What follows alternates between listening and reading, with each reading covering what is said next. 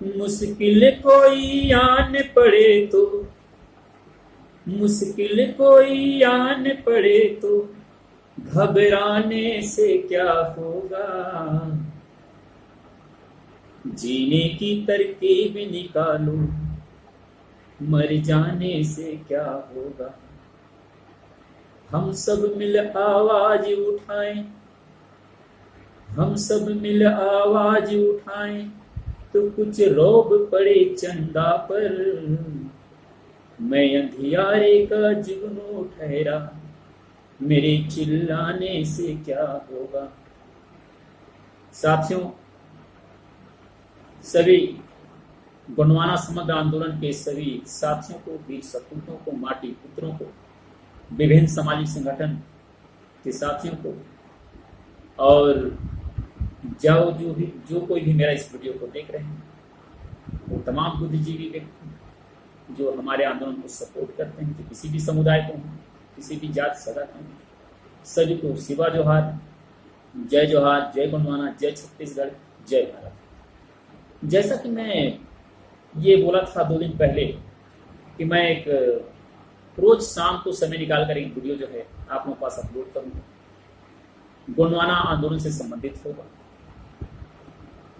कल एक वीडियो मैंने बनाया था जो मुझे खुद पसंद नहीं आया, अब नहीं आया तो मैं उसको शेयर भी नहीं किया। फिर तय हुआ कि अगले दिवस हम करेंगे ऐसा, तो आज ये आप लोगों के सामने एक छोटा सा आंदोलन सरगुजा संभाग में किया गया था। मैं उस आंदोलन को शेयर करता हूँ, देखता हूँ कहाँ तक इसको शेयर कर पाता हूँ शब्दों में। आंदोलन तो इतना बड़ा था कि उस शब्दों पे बयान नहीं कर सकते, अपन किसी तरह से बता नहीं सकते। कुछ दिन पहले आप लोगों ने फेसबुक में एक मातृशक्ति उमा सिंह सरूता के द्वारा उसको शेयर करते आपने शेयर भी की थी, आप लोगों ने पढ़ा होगा। मैं उसको प्रयास करता हूँ, क्योंकि उस आंदोलन में मैं नेतृत्व प्रमुख की भूमिका में रहा हूँ। देखता हूँ कि किस तरह से उसको मैं रख पाता हूँ। एक बार आप सभी को फिर से सेवा जोहार। आप सभी के माथे पर वीर नारायण सिंह का जो शहीद है उसके नाम का तिलक आप सभी के माथे पर चमके। आप सभी गोंडवाना के वैभवशाली साम्राज्य की स्थापना के लिए तन मन धन मन वचन कर्म के साथ आप लड़ सकें, और ऐसे ही इस आंदोलन के सिपाही बने रहें, यही उम्मीद करता हूं। साथियों, ये जो जिस आंदोलन के संबंध में आप लोगों को शेयर करने जा रहा हूं वो वर्ष 2003 का है। उससे पहले मैं चिरवरी में जो कोरिया जिला का जगह है वहां रहता था। अब यहाँ 1998-99 के बाद आया हुआ था, तो 4-5 साल ही हो गए थे मुझे। लेकिन 4-5 सालों में जीजीपी गोंडवाना गणतंत्र पार्टी के आंदोलन में उसके विभिन्न निर्णायक आंदोलन की वजह से उस समय 2-4-5 आंदोलन ऐसे हुए थे जिसकी वजह से जीजीपी को एक पहचान मिल चुकी थी, गोंडवाना आंदोलन को एक पहचान मिल चुकी थी। और एक तय कार्यक्रम था हमारा कि आदिवासियों के कब्जे की जमीन हो, चाहे उनके स्वामित्व की भूमि हो, उस भूमि में यदि कोई भूमाफिया गैर आदिवासी छल कपट करके जबरन कब्जा करके बैठा तो उस पर हम एक बड़ा आंदोलन करते थे। और आंदोलन के आवेदन निवेदन के बाद, जैसा कि दादा बोलते हैं, दादा हीरा सिंह बता बोलते थे, बोलते रहते हैं आज कि आवेदन कीजिए, निवेदन कीजिए, और फिर अगर नहीं मानते हैं तो फिर दनादन कीजिए। अधिकार मांगने से नहीं, ठीक हम मांग भी रहे हैं, मांग हक रहे हैं, और जब हक मांगोगे आप तो आपको लड़के लेना पड़ेगा। तो ये शैली भी हमारी है। और धन्य है मेरे वो जाबाज साथी जो मेरे नेतृत्व में उस आंदोलन पे मेरे साथ थे, और गजब का आंदोलन था वो। अजब गजब आंदोलन इसलिए कहता हूं उसको मैं कि मैं मुश्किल से मेरी उम्र भी करीब 25 और 30 के बीच रही होगी, और छत्तीसगढ़ नया नया राज्य बना, और छत्तीसगढ़ नया नया राज्य बना था। यहाँ के मुख्यमंत्री माननीय अजीत जोगी जी थे। अच्छे से याद है मुझे कि कलेक्टर के हैसियत से यहाँ कोई व्यक्ति पदस्थ था, एस के राजू जी, एसपी के बाबूराव थे, और मामला था ग्राम पंचायत बगदरी, विकास खंड लखनपुर, जिला सरगुजा। पहले सरगुजा जो जिला है ये अविभाजित सरगुजा जिला जो हम गिनते हैं तो वर्तमान जो 5 जिले हैं, कोरिया, सूरजपुर, बलरामपुर, सरगुजा, जसपुर, ऐसे 5 जिलों का एक जिला उस समय हुआ करता था। अब ये संभाग हो गया है। तो उस समय भी वो जो है सरगुजा जिला का अंग था, इस समय भी सरगुजा जिला का अंग है। वो विकास खंड लखनपुर का वो जगह था, बगदरी ग्राम पंचायत का नाम है, और 243 एकड़ जमीन का मामला था। 243 एकड़ जमीन का जो मामला है वो यूं ही नहीं था। अब 243 एकड़ जमीन मतलब आप एक पूरा, ये मान लीजिए कि आधा गांव में फर्जी पट्टे थे, और जिनको पट्टे मिले थे उस गांव के नहीं थे, बल्कि ग्राम पंचायत बगदरी से 30 किलोमीटर, 40 किलोमीटर, 15 किलोमीटर दूर रहने वाले धनाढ्य लोगों के थे। ऐसे लोगों के थे जो राजस्थान से, गुजरात से, ना जाने कहां कहां से आकर इस देश में, हमारे इस क्षेत्र में बसे हुए थे, व्यापार करने आए थे। व्यापार करते करते उनका जमीन तलाशने की बात आई होगी, तो ऐसे जमीनों का चयन किए, और वो जमीन ऐसी बगदरी का जमीन था, गौचर मत का जमीन था, कुछ आदिवासियों के कब्जे की जमीन थी, लेकिन उसके फर्जी पट्टे बनवा लिए गए, और पट्टा बनवाकर वो चुपचाप रखे हुए थे। और जब उन्हें लगा कि यहाँ के जो सरगुजा में एक कहावत है, सरगुजा में जो है यहाँ के लोग बहुत सरल होते हैं, सहज होते हैं, और यही कारण है कि पूरे सरगुजा को मैं मिनी भारत कहता हूँ। पूरे सरगुजा में दादा जब हीरा सिंह मरकाम इस क्षेत्र को जब दौरा किए तो बोले कि सरगुजा में जितना शोषण हुआ होगा उतना शोषण कहीं अन्य नहीं हुआ, किसी और जगह ना हुआ। ये देखने को मिलता है। सरगुजा का आदमी अभी भी वही रह गया जो आजादी से पहले, जहां 70 साल पहले था, बल्कि जो बाहर से जो लोग आए वो आज बड़े बड़े करोड़पति, कारें, उनके कल कारखाने हैं, बिजनेस है, बिल्डिंग है, कारें हैं, व्यापार हैं, सब कुछ है। पर यहाँ का आदमी कल भी लकड़ी बेचता था, आज भी लकड़ी बेचता है, कल भी खेती करता था, आज भी खेती करता है। तो इसलिए यहाँ पर शोषण की बात मैं आप लोगों को बता दूं, शोषण यहाँ पर हुआ। और मैं बताऊंगा कि ऐसा क्यों, मैं किसी वीडियो पर जब चर्चा करूंगा कि ये क्षेत्र पीछे क्यों हो, उस पर मैं स्पष्ट कर दूंगा। आज अपन इस आंदोलन पे बात करते हैं। मेरे अगले वीडियो पे प्रयास करूंगा मैं कि आपको, क्योंकि बहुत लोगों की उत्सुकता होगी, ये सवाल कई बार उठाया गया यहाँ पर कि आप राम जी, यहाँ के लोग तो कभी आगे बढ़ना चाहे ही नहीं, इसलिए पीछे रह गए। तो मैंने उस पर एक नया वीडियो बनाऊंगा आपको। मैं बात कर रहा था 2003 का मामला है, 243 एकड़ जमीन है, और जिन धनाढ्य वर्ग के लोगों का उस पर फर्जी पट्टा बना, वो लोग पहुंचे हुए राजनीतिक पहुंच वाले लोग थे, पैसे से करोड़पति, लगभग सभी लोग करोड़पति। एक आदमी ऐसा था तो शायद 50 लाख 25 लाख का मालिक रहा, बाकी सभी करोड़पति थे, और सभी बाहर से बसे हुए लोग। तो इस बात को लेकर करीब 12-13 सालों से ग्राम पंचायत बगदरी के ग्रामवासियों का और उनकी झड़प होती रहती थी। लेकिन जब भी कोई विरोध करता तो बिल्कुल पैसे वाले थे, पहुंच वाले थे, सीधा उठवाते थे, उठा के जेल भेज देते। और वे सोचते कि हम इस बार नहीं, अगले बार दूसरा सरपंच चुनते हैं। शायद उनको लगता था सरपंच अगर हमारा हो गया तो सरपंच शायद हमारी लड़ाई अच्छे से लड़ेगा। तो उस समय 2003 में जो मैं बात कर रहा हूं, उस समय ग्राम पंचायत बगदरी का जो सरपंच थे वो सम्मानीय कुंजल सिंह टेकाम थे, और उन्होंने गोंडवाना गणतंत्र पार्टी के आंदोलन को सुन रखे थे, जानते थे। वो किसी तरह से घर का पता लिया हमारे, और करीब 15-16 लोगों का एक टीम जो सबसे पहले मेरे घर देवी को बैठ के बातें हुई। तमाम बातों को सुनने के बाद तय हुआ कि इस पर एक आंदोलन हो, लेकिन आसान नहीं था। लेकिन यहीं से इतिहास रचना था, यहीं से एक रुख देना था आंदोलन को, और हमने तय कर लिया था कि हो गई पीर पर्वत सी। ये नीरज गोपाल दास जी का मैं अक्सर पढ़ते रहता हूँ, याद आ गया तो आपको समर्पित कर दे रहा हूँ कि हो गई पीर पर्वत सी, पिघलनी चाहिए और इस हिमालय से भी कोई गंगा निकलनी चाहिए। हो गई, पीर पर्वत से पिघलनी चाहिए और इस हिमालय से भी कोई गंगा निकलनी चाहिए। सिर्फ हंगामा खड़ा करना मेरा मकसद नहीं है दोस्तों, मेरा मकसद है कि सूरत और सीरत भी बदलनी चाहिए। और मेरे सीने में ना सही तो तेरे सीने में, मेरे सीने में ना सही तो तेरे सीने में आग कहीं भी हो, आग जलनी चाहिए। और ये बात मैं अपने दोस्तों से उस समय रखा। करीब 15-16 ग्राम पंचायतों का लगातार दौरा हुआ उस आंदोलन की तैयारी के लिए। उस समय मेरे साथ मेरे दाहिने हाथ के रूप में चलते थे स्वर्गीय इसमें पेनवासी हो गए। कहते हैं कि कहते क्या है, स्पष्ट है, उसमें जांच हो नहीं पाई। स्वर्गीय पेनवासी जो हमारे भुवनेश्वर सिंह श्याम थे मेरे दाहिने हाथ के रूप में, उस आंदोलन का पूरा श्रेय उन्हीं को जाता है। मैं जब कभी थकता, मैं हारता, मैं कोई शंका करता कि पता नहीं ये आंदोलन सक्सेस होगा कि नहीं होगा, तो मेरे कांधे पे हाथ रख के बोल देता था कि भैया चिंता क्यों करते हैं, हम इसको रोड से लेके कोर्ट तक लड़ेंगे और जंगल से लेके जेल तक लड़ेंगे, पर ये जमीन किसी के बाप की नहीं है।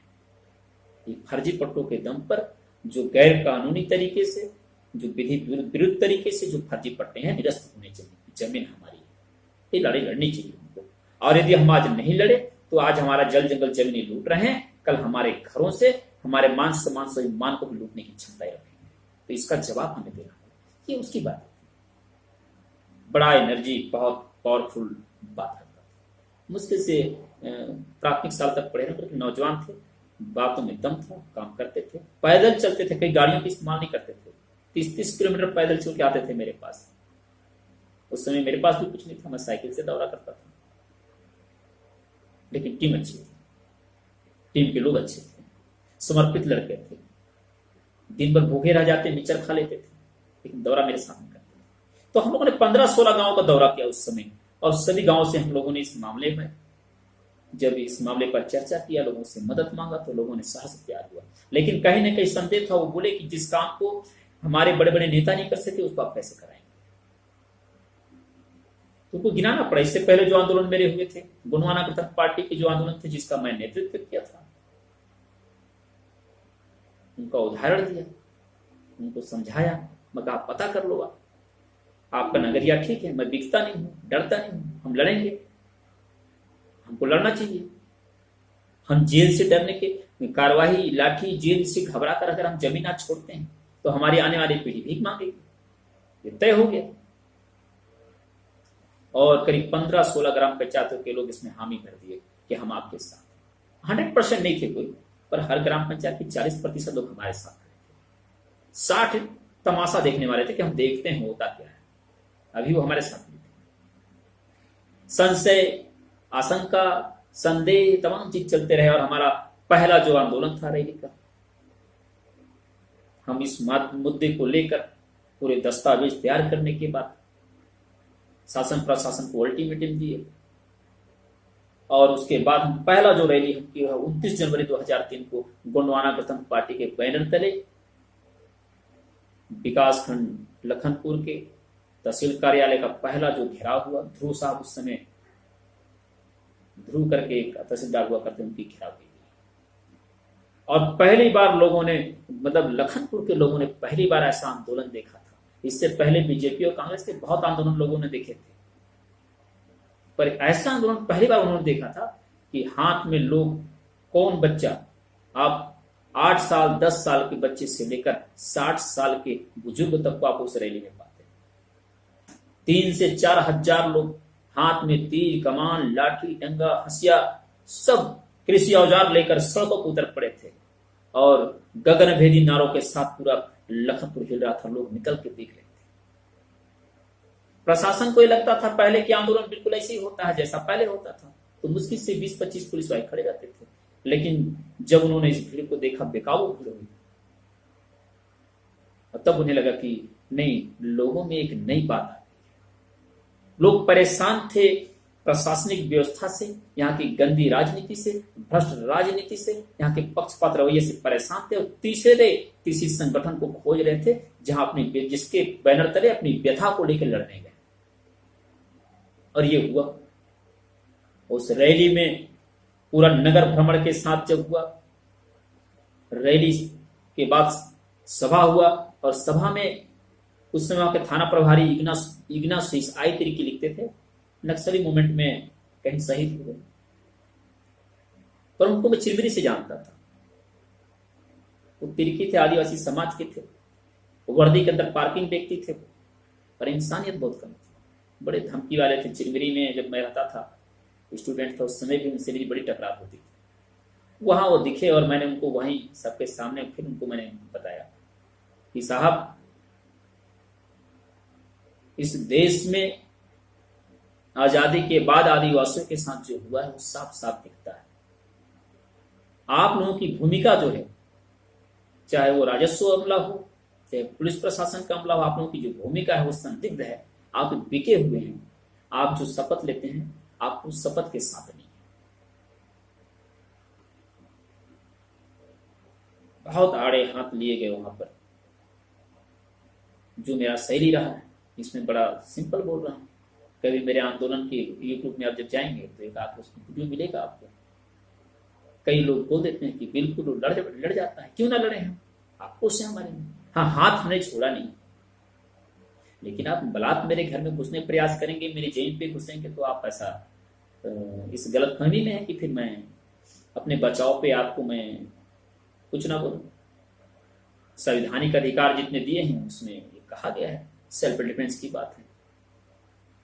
इज्जत आबरू पे हाथ डालेंगे तो घर पे हम गाय चराते हैं, बकरी चराते हैं, तो उसके लिए डंडे भी होंगे, तमाम बातें।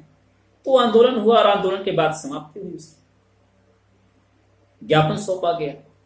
और पहली बार हजारों लोग रैली करने के बाद आके फिर से जब बैठे अपने अपने घरों पे, तो उन्हें लगा कि आज पहली बार ऐसा हुआ कि हम रैली करने गए और कोई कुछ नहीं कर पाया। तो समीक्षा हुआ इसमें, उसके बाद समीक्षा शुरू हुई, तो लोगों ने कहा और लोगों को हमने समझाया और बताया कि आप लोग जब एकजुट खड़े होकर लड़ते हैं, एक साथ खड़े होते हैं, तो प्रशासन की लाठी और डंडे उनकी ताकत खत्म हो जाती है, क्योंकि आप सच के साथ खड़े होते हैं। तमाम पेपर अखबार भी हमारे पक्ष में थे, हमारे आंदोलन के पक्ष में थे, लेकिन देखना यह था कि अब इसका परिणाम क्या होता है। हमने उन्हें इस बीच में करीब 3 महीना का समय बीत गया और हम इंतजार करते रह गए, गांव वाले इंतजार करते रहे। इस पे कोई खास परिणाम नहीं आया, कोई जांच का एक कदम नहीं आगे बढ़े। इस बीच में कई बार प्रशासनिक अधिकारियों से मेरी मुलाकात भी हुई, स्मरणीय पत्र भी हमने दिया, ज्ञापन के संदर्भ में कार्यवाही के संबंध में निवेदन भी किया। कुछ को नहीं, 3 माह बीत गए और फिर यह तय हुआ, फिर से बैठक को दर्ज शुरू हुआ। और बच्चों में तब तक युवाओं में एक ताकत आ गई थी कि हमें कर गुजरना है। वो सीख चुके थे, सूरजपुर में इससे पहले जो 2-4 आंदोलन हुए थे उससे अच्छा सीखे थे, और मैं चाहता भी था कि ये सीखें। तो ये तय हुआ कि आंदोलन को एक और रूप देना जरूरी है। और उस समय अप्रैल का महीना था, 8 अप्रैल 2003। गेहूं की फसल लगे होते हैं उस समय, और करीब 90 एकड़ में गेहूं लगा था। अब इस बात में मजा एक किसका लगा था, आप मेरे मुस्कुराने पे चले जाइए कि हाँ लगा था किसी का। तो 90 एकड़ में गेहूं लगा था,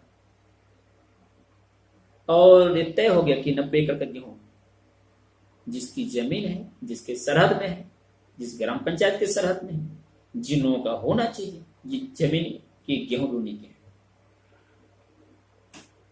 और फिर 4 दिनों तक, पहले दिन 1000, दूसरे दिन 2000, तीसरे दिन 3000, जनसंख्या इसलिए बढ़ती चली गई। योजना का हिस्सा था ये, क्योंकि पहले दिन जब 1000 लोगों ने वहां पर धावा किया, तो आधे लोग फसल काटने में लगे, आधे लोग मिसाई करने में लगे, आधे लोग उधर रास्ते में चक्का जाम करके रखे, ताकि कोई प्रशासनिक व्यवधान उत्पन्न न होने, कोई दुश्मन हमारा, कोई विपक्ष हमारे ऊपर कोई हमला ना कर दे।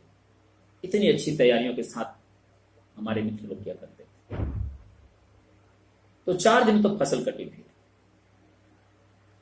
और रोज पुलिस टीम आती थी, कभी 4 डग्गा, कभी 5 डग्गा, फिर अन्य जिलों से भी पुलिस बल मंगाया जाने लगा। लेकिन वो परेशान थे, और पेपरों, अखबार ये समाचार उगलते थे कि आज महिलाओं और बच्चों के आने से गोपा अध्यक्ष जयनाथ सिंह केराम की गिरफ्तारी टली, तनाव कायम, छावनी में बदला बगदरी। इनके समाचार थे, लगातार 6-7 दिन समाचार छप रहे थे। अब विपक्ष जो था हमारा, जो फर्जी पट्टाधारी थे, तब तक फर्जी पट्टा था, फर्जी पट्टाधारी थे, और ये थाने का घेराव कर दिए, और थाने का घेराव नहीं कर दिया, वहां जाकर पिछड़ बैठे, हल्ला करना शुरू किए, गिरफ्तार किया जाए। तमाम पेपरों में गोंडवाना गणतंत्र पार्टी को ये बताया गया कि ये जुल्म ढा रही है लोगों पर।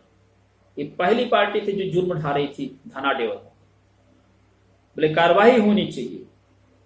तमाम तरह की बातें, मुझसे भी मेरा पक्ष जानने का प्रयास किया अखबारों ने, मैंने कोई चीज बोलने से मना कर दिया था।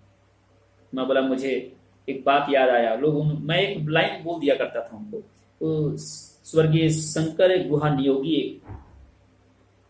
हुआ करते थे, उनकी एक लाइन थी कि बहता है खून अपना लोहे के खदानों में, बहता है खून अपना लोहे के खदानों में, और चलो कातिलों को खोजें हम शीशे के मकानों में, और तुम तोड़ डालो उनके खिड़कियां और दरवाजे, क्योंकि ऐसे ना पहुंचेगी आवाज उनके कान। ये तरीका ही था हमारे पास। प्रशासन सुन नहीं रहा था, शीशों के मकानों में बैठे हुए थे, एसी के साथ बैठे हुए थे, ठंडा और गर्म खा पी रहे थे। लेकिन जब यह आंदोलन हुआ, जब फसल कटा, 6 दिन परिस्थितियां गंभीर थी, उग्र आंदोलन की परिस्थितियां बनी हुई थी, तब फिर प्रशासन जगा इस पर। लेकिन कुछ किया कुछ नहीं, वहां भी खामोश थे, पता नहीं क्यों खामोश थे, समझ गया। और अंदर ही अंदर 19 मामले अपराध दर्ज कर लिए गए हमारे खिलाफ। 19 अलग अलग मामले दर्ज किए गए, और सभी मामलों में डकैती जैसे अपराध, गंभीर अपराध की धारा जोड़ दिए गए, और तब तक हमें पता नहीं चला। पर उनकी खामोशी से परेशान तो था मैं भी, मुझे लगता था कि कोई बड़ी चालें चल रही हैं, खामोश हैं। जन सैलाब के सामने सब चुप थे, उनमें उनके दस्तावेज में कमी थी, इसलिए वो चुप थे, फर्जी पट्टे थे इसलिए वो चुप थे। लेकिन पीठ पीछे जो साजिश था वो चल रहा था, जो पैसे से जो कर सकते थे वो कर रहे थे, राजनीतिक पहुंच के दम पे जो चाहते थे वो कर रहे थे, और करना चाहिए था, क्योंकि उनकी बारी थी, हमारी बारी खत्म हो चुकी। और ये फिर समय बीतता है, और फिर एक मामला और आ जाता है वहां पर, जिस मामले के बाद गिरफ्तारी होती है, एक और मामला आता है, और उसमें धान की फसल, मैं बताऊंगा कि कुछ धान की फसल काटने फिर गए। 170 खा का मामला था। असल में बबली नेताम एक लड़की थी, मातृशक्ति थी, मुश्किल से 16-17 साल की बच्ची रही होगी। उससे पता चला कि उसके पैतृक संपत्ति, उसके दादा की जो संपत्ति है, उस जमीन पर जो है एक गैर आदिवासी का कब्जा है, वो छोड़ नहीं पाए और फसल लगा दिया है।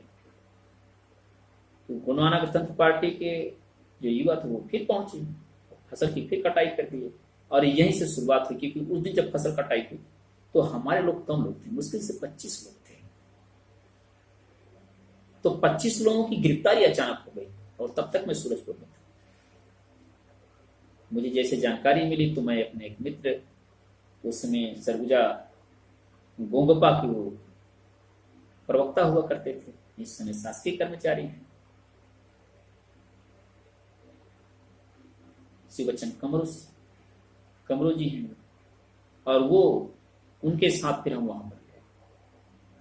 उनका कोई योगदान नहीं था, उनको भी लपेट दिया जाएगा। जब हम गए वहां तो वहां पर मौके पर गिरफ्तारी के बाद वहां पर तहसीलदार शाही साहब, पुलिस की ओर से सीएसपी अंबिकापुर, डॉक्टर लाल उमेद सिंह, एक पूरे टीम और फोर्स के साथ थे वहां पर, और इनके ऊपर प्रशासनिक दबाव रहा हो भाई। गए तो हमारी गिरफ्तारी शुरू हो गई, और जब मेरी गिरफ्तारी की बात जब लोगों में फैला तो सभी लोग इकट्ठे हो गए। फिर शाम, फिर 2 घंटे के अंदर ही करीब वहां फिर 2 से 3 हजार लोग हो गए। लेकिन तब तक गिरफ्तारी से हो चुकी थी, अब हर हाल में उनको गिरफ्तार करना था मुझे। और मेरी गिरफ्तारी के गोंडवाना गणतंत्र पार्टी के कार्यकर्ताओं और मेरी गिरफ्तारी की जो खबर थी जब फैली तो विपक्ष भी इकट्ठा हो गया, तो वो भी 3-4 हजार लोग इकट्ठा हो गए और पड़ाके फोड़ने लगे। बताते हैं, हम तो आवाज सुने उस समय, हम तो जी थाने के अंदर बैठे थे, तो एक भीड़ थी। मैं बताऊं दहशत किसको बोलते हैं, कि जब गाड़ी को निकलना था गिरफ्तारी के बाद, तो पड़ाका फोड़ रहे थे, बाहर में हल्ला कर रहे थे, गालियां दे रहे थे, मुझे चिल्ला रहे थे और चैलेंज कर रहे थे। तो पुलिस को लगा कि जिनको हम गिरफ्तार किए उनको कैसे लेके जा पाएंगे? ये तो रास्ते में पूरे भराटे लोगों का जो जमवाड़ा है, गैर आदिवासियों का जो गोगपा के खिलाफ थे, ये तो पूरा जाम करके हल्ला कर रहे हैं, नाच रहे हैं, डांस कर रहे हैं सड़कों पर। और उस समय थाना प्रभारी एक खान जी थे, अब नाम मुझे याद नहीं आ रहा है, पर याद आएगा तो बताऊंगा। तो एक खान जी थे और वो बोले इनको, बोले कि लालू में सिंह से अपने सीएसपी साहब से बोले, बोले सर, बोले अगर जयनाथ के राम को हम पैदल थोड़ा सा बाहर निकाल लेना तो बोले भीड़ खाली हो जाएगी। बड़ा बड़ा सा वो टीआई साहब उनको राय दे रहे थे, लेकिन लालू में सिंह को लगा सीएसपी साहब को शायद ऐसा है, तो मुझे लेकर हाथ में बिना हथकड़ी के थाने के बाउंड्री से बाहर लेके आए। फिर वो जो भीड़ खड़ी थी, जो हमें गालियां दे रही थी, गोंडवाना वालों के खिलाफ जो बात कर रहे थे, जो चिल्ला रहे थे, जो चैलेंज कर रहे थे, वो जो भागना शुरू की, दौड़ना शुरू किए, दौड़ के भागना शुरू किए, तब अधिकारियों को पहली बार लगा कि गोंडवाना गणतंत्र पार्टी के मुखिया का जो नेतृत्वकर्ता का जो दबाव है, देख ले, उसकी नजर में आने का जो डर है, वो कितना काम कर गया। रास्ते खाली हो गए थे। और उसके बाद हमारी गिरफ्तारी हुई, करीब 94 लोगों की गिरफ्तारी हुई। 194 लोगों को बनाया गया था आरोपी, लेकिन 94 लोगों की गिरफ्तारी तत्काल हुई। और बताऊं, जेल जाने वालों में 10 महिलाएं थी, 10 मात्र स्थितियां हमारी, और एक मात्र सत्य तो बिल्कुल ऐसी कि आप मान लीजिए कि आज के दौर में आप कह नहीं पाएंगे, जबकि ऐसा होना चाहिए, सीखना चाहिए, करना चाहिए। मुझे याद है, नाम थोड़ा सा डाउट करता हूं, बहुत पुराना मामला हो गया है, तो मुझे लगता है कि तिरुमाई ब्रिज कुमारी उर्रे, शायद उनका नाम, और पेट से थी, गर्भ से, 9वां महीना चल रहा था, उसी हालात में गिरफ्तारी देने आ गई थी। और ये सुनने के बाद आई थी कि जयनाथ सिंह केराम की गिरफ्तारी हो गई। बहुत मानती थी, भैया मानती थी, केराम भैया के नाम से मैं सबको जाना भी चाहता हूँ। बड़े लाडली थी हम लोगों की, और बहुत परिचित मेरा था नहीं, लेकिन मेरे बातचीत के तरीकों से बड़ा प्रभावित रहते थे। आंदोलन को बड़ा निष्ठा से देखते थे, बड़ा विश्वास था आंदोलन के लिए, बड़ा श्रद्धा रखते थे जीजीपी पर। वो चली आई और बिल्कुल गाड़ी के डग्गा में बैठ गई और उतरना मना कर दी। कितने पुलिस वाले गए, उतर जाओ, हम आपकी गिरफ्तारी नहीं कर रहे हैं, आपका नाम नहीं। बोले बिल्कुल नाम, आप उसमें हमारा नाम जोड़ दीजिए, अगर केराम भाई जेल जाएंगे तो हम सब चल जाएंगे। घंटे, 2 घंटे, 3 घंटे के मशक्कत के बाद भी जब उसको उतारने में पुलिस मना पाने में दिक्कत हो गई, तो ये हुआ कि उसका नाम जोड़ दिया गया। और वो 9 माह के गर्भ के साथ, 9 माह के बच्चे को पेट में लेकर 94 लोगों के साथ उसी गाड़ी के करीब 3 अलग अलग गाड़ियों पर, बड़े डग्गा पर लादे गए, बैठे और लेके हमको इस सामुदायिक भवन पर बीकापुर ले आएंगे। गिरफ्तारी के बाद जो कार्रवाइयां होती है बहुत लंबी होती है। एक एक व्यक्ति की गिरफ्तारी के फॉर्म भरना, जब्तीनामा बनाना, नाम, उसके उम्र, तमाम चीजों को नोट करना उसमें। तो ये 94 लोगों को करना था, तो एक सामुदायिक भवन पे रखा गया। 2-3 दिन हम लोग वहीं थे, वहीं खाना पीना नाश्ता सब देते थे, खाना पीना ठीक ही देते थे। और कौन सा जेल में हम लोग चाहते थे कि पूरी सब्जी मिले, हलवा उलवा मिले, तो चाहिए भी नहीं। आंदोलन में सब मिलना भी नहीं चाहिए, त्याग होता है। और हम लोग फिर उसके बाद जब जेल हमको भेज दिया गया, 10 महिला सहित 10 मात्र सत्यों के साथ 94 लोगों की गिरफ्तारी, और फिर जेल गए, तो जेल में भी हमारी अलग व्यवस्था।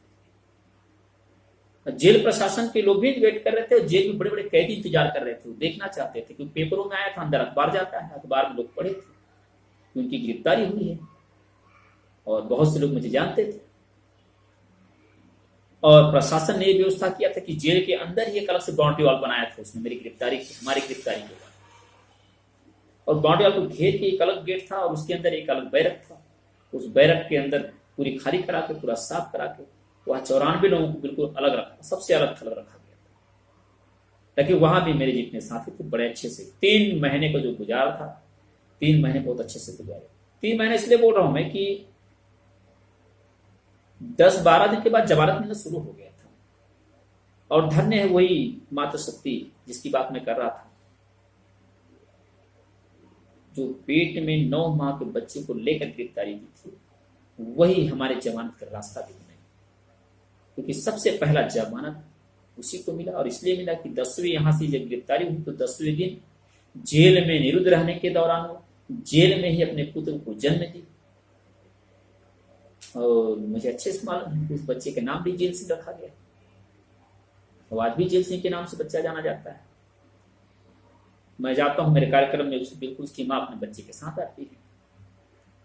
बड़ा नतमस्तक होना पड़ता है मुझे, कुर्सी छोड़ के हम लोग उड़ जाते हैं कि वो जो त्याग की वो त्याग हम में से कोई नहीं कर सकता।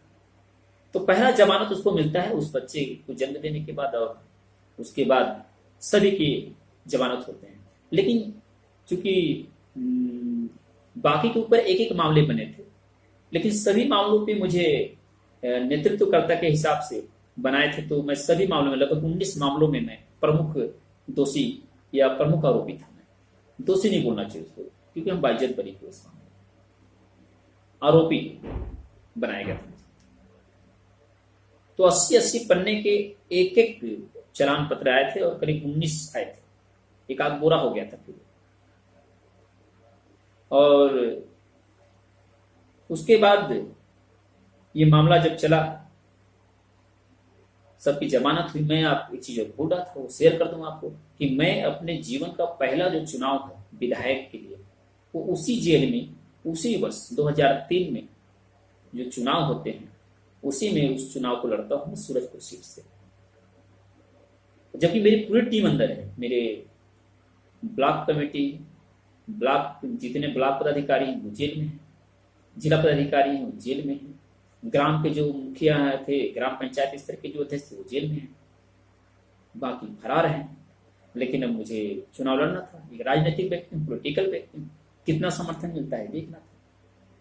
तो मैंने फिर बाहर सूचना दिया, मेरे वकील के माध्यम से, दोस्तों के माध्यम से। मेरे घर में ये बात जब चर्चा हुई, और हमारे घर में जब चर्चा हुआ तो घर में भी कोई नहीं थे सिवाय हमारी पत्नी की, मिसेस। तो वो सब एक तय की कि नहीं, चुनाव को लड़वाना है। फिर ये छत्तीसगढ़ में उससे पहले कोई जेल में निरुद्ध रह के एमएलए के लिए कोई चुनाव नहीं लड़ा।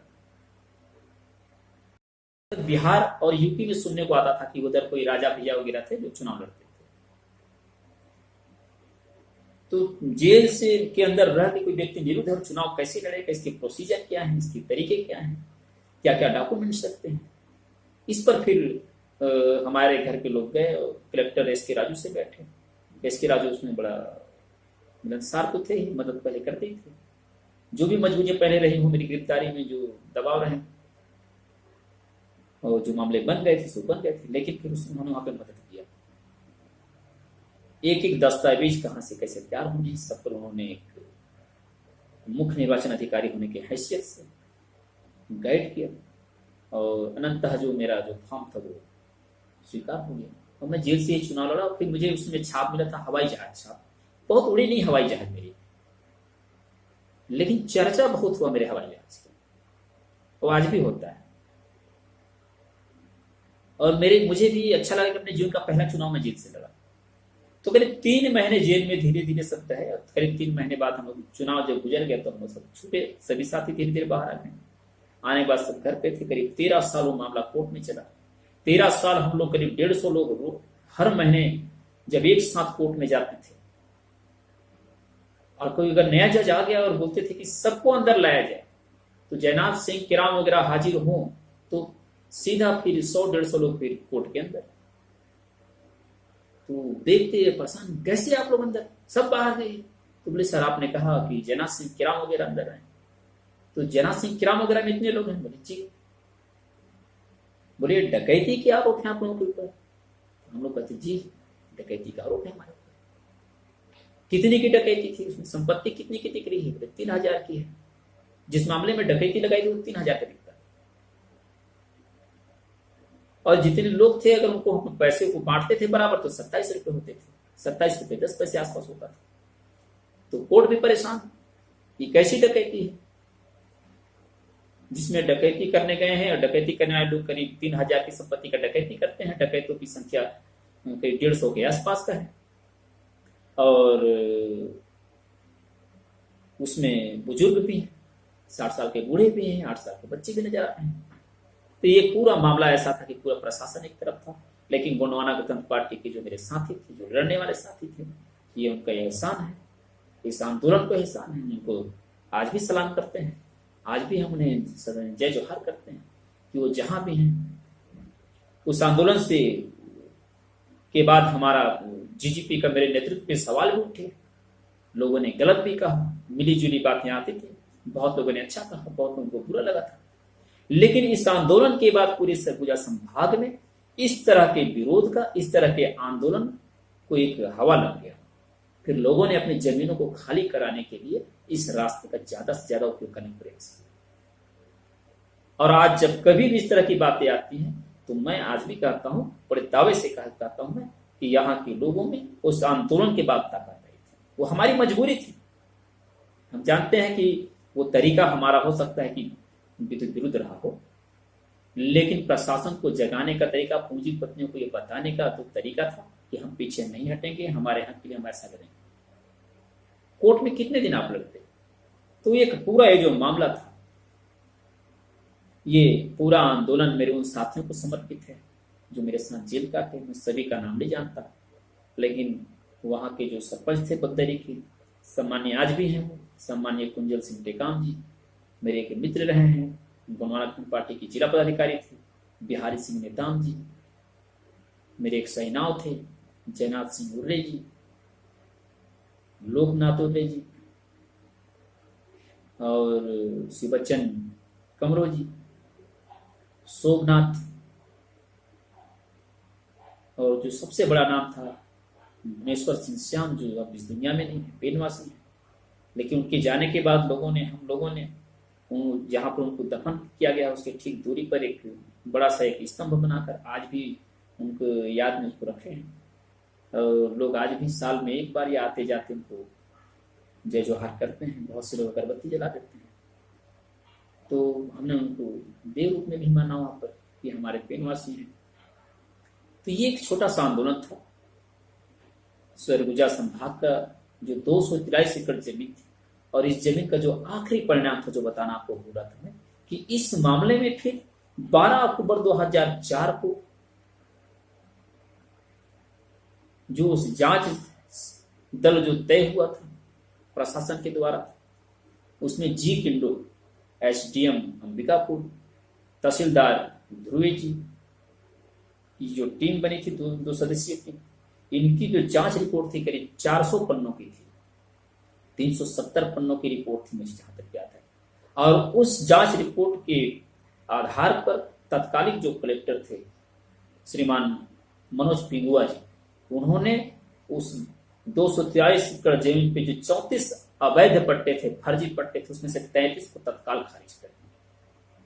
और एक जो बच गया था वो इसलिए बचा क्योंकि वो व्यक्ति ठीक उसके बगल गांव का था, एक साहू समाज के थे और उनकी वो जमीन बची थी। बाद में इस मामले में उभय पक्ष, जो गैर आदिवासी पक्ष थे, फर्जी पट्टा वाले, ये इस पर अपील किए और अपील करने के बाद ये मामला जो है हाई कोर्ट को भी गया। पर अभी भी गांव वाले उस पर काबिज में खेती करते हैं। कभी कभार फिर झड़पों जैसी सुनाई देती हैं, झड़पें होती रहती हैं, विवाद होती रहता है। लेकिन पहले से गोंडवाना के जो आंदोलन है उसकी वजह से पहले से लोग मजबूत हुए, सुरक्षित हुए। हम चाहते हैं कि आप सभी भी इस आंदोलन से सीख लें कि आखिर हम कोई बहानाबाजी ना करें किसी आंदोलन पे, हमको उतरना होगा। और जाते जाते साथियों में कहना चाहता हूं कि गर कलम ना छीनी गई, ये भी जो कविता है, ये हमारे राष्ट्रीय कवि जो हैं, अच्छा शुरू में मैंने जो गाकर आप लोगों को कविता कहा, ये राष्ट्र कवि वाजपेयी जी के हैं। अक्सर गुनगुनाता हूं मैं बड़े बड़े कार्यक्रम में। और अब मैं जो बता रहा हूं ये गोपाल दास नीरज जी कि गर कलम ना छीनी गई तो हिंदुस्तान बदल कर छोड़ूंगा, गर कलम ना छीनी गई तो हिंदुस्तान बदल कर छोड़ूंगा, और इंसान क्या है दुनिया का भगवान बदल कर छोड़ूंगा। मैं अंगारे ही अंगारे गाऊंगा जब तक दिनमान ना निकलेगा, और आंधी खुद बन जाऊंगा जब तक तूफान ना निकलेगा, आंधी खुद बन जाऊंगा जब तक तूफान ना निकलेगा। साथियों, मैं आज के इस शेयर में इतना ही। आज के शेयर वाले जो मामला था, जो वीडियो आपको बनाना था, इस पर एक छोटी सी आंदोलन को मैं रखा हूँ। प्रयास करूंगा कि कल इससे बेहतर ढंग से बातों को रख पाऊं। आप सभी को सेवा जोहार। जय बड़ादेव, जय गोंडवाना, जय छत्तीसगढ़, जय भारत।